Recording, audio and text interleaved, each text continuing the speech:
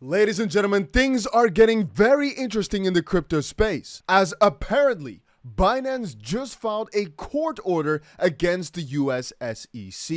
At the same time, everybody's been looking at the SEC versus Grayscale and everything going on with that today. But of course, guys, I wouldn't make this video right now if there wasn't something to warn you guys about or inform you guys about that's of utmost importance. Tomorrow, we've got ourselves the FOMC Minutes.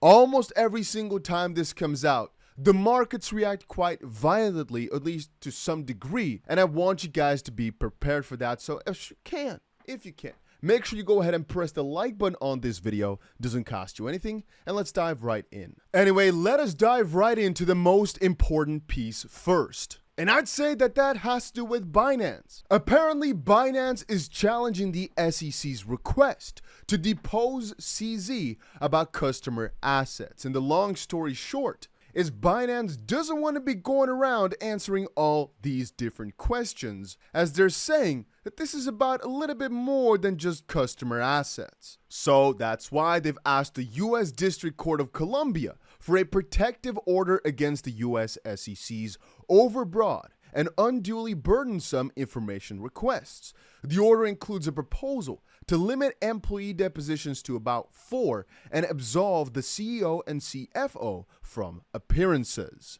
According to Binance, the SEC asked for information about topics that have nothing to do with customer assets. I think they're doing that to get you. All right, the moment that they ask you something, it's like with the law usually, right? If the police, I think that's the way to do it, right? If the police ask you something, you say, well, I guess it depends a little bit on the situation, but 99 out of 100 times you say nothing because you've got the right to remain silent. In this case here again, the SEC is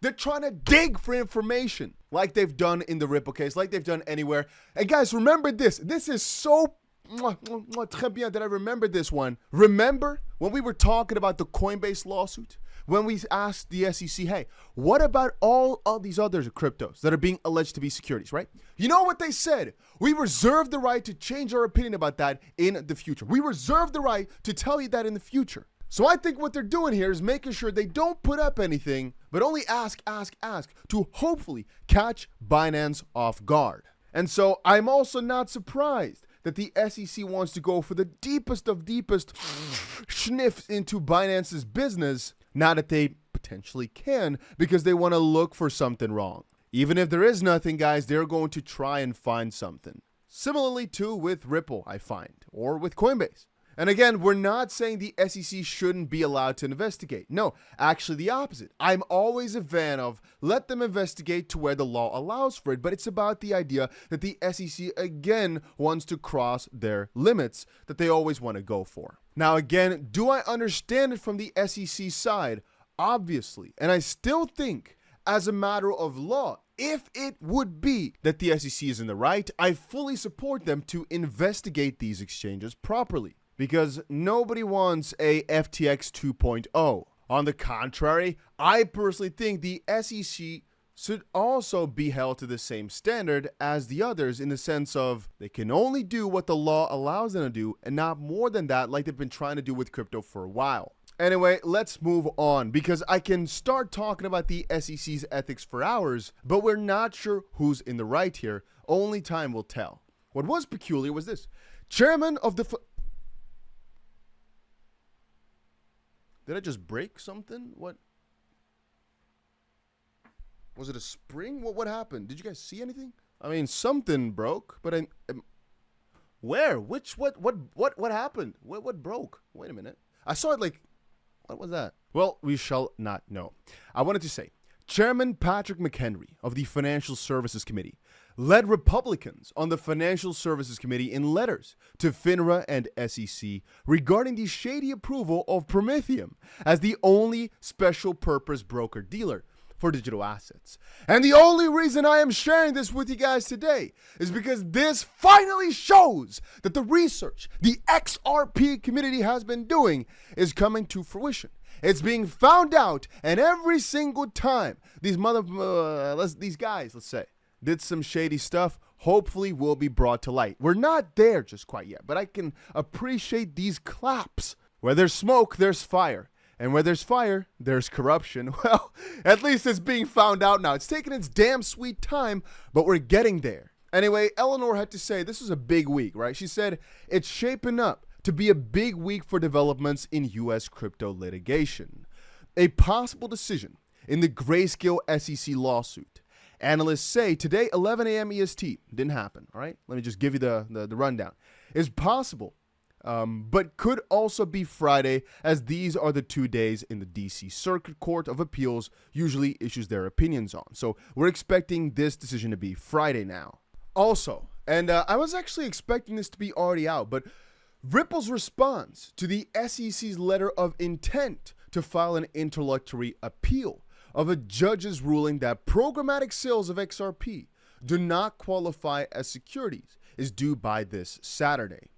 And also, Binance US just asked the court for a protective order against the SEC, accusing it of undertaking a fishing expedition with its discovery requests. So, yeah, this week indeed for crypto litigation, for the lawsuits in crypto, has been pretty peculiar. And I guess potentially Grayscale Friday, Ripple Saturday, and then Binance US, I guess they've just put it up already, huh?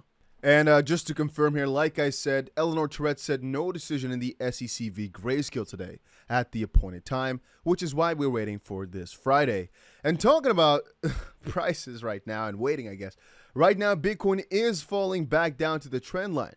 So right now we are retesting it. Depending on where we fall today, that will also decide the, I guess, short-term sentiment. But we're fallen pretty significantly. It's only 1% or so, but in the crypto space right now, every percent seems to count, as we've not been volatile in a very good while. You can see right now we're only down 0.09% in 24 hours.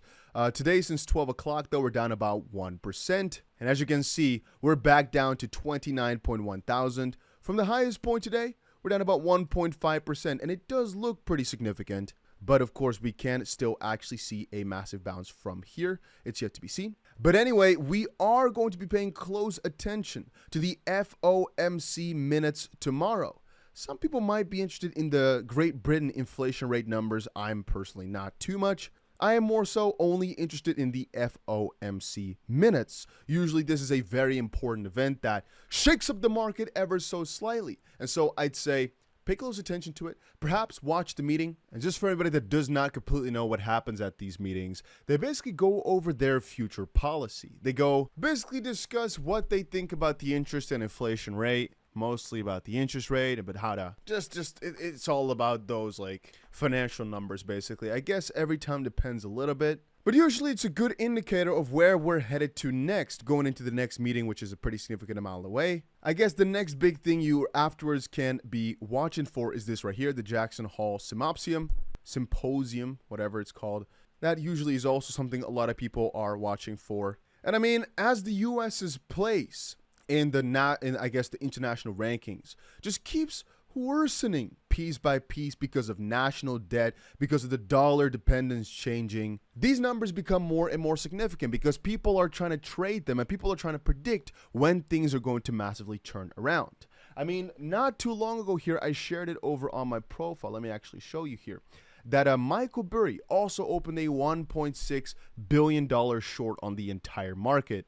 And even though I have said before, a person that got famous for shorting the market will keep shorting the market because it's way more fun to be a contrarian. As every single time you're wrong, you can push it into the future. And every single time you're right, well, you look like that guy out of a million, basically. And so in theory here, he could be wrong for a little while, but he truly believes at some point it's going to crash. Point being, he said that for a good couple of years. So we keep looking at him thinking, oh, wow, yeah, at some point he's going to be right. But what if that took 3 years to get there? It's like a matter of, if you just say the ball's going to drop at some point, it probably will. It could take, 500 good times before it happens, but eventually it's going to drop. And I guess it's the same as saying the stock market's going to pump. But that's different because the majority of people are already bullish, right? So that's why some guys in the crypto space also do exceedingly well by saying, no, a massive crash is coming, because it's going to be inevitable. At some point, the markets will crash and they're going to be right. And people will be like, oh, wow.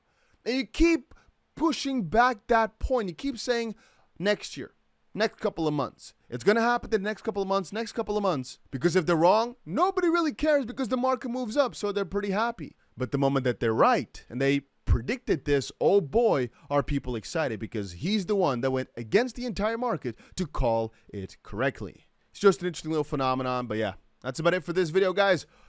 That's it for what you got to watch out for the next couple of days. Hopefully you all are keeping your eyes focused, and make sure you put that notification bell on, and I'll see you guys again in another crypto video, hopefully later today or tomorrow.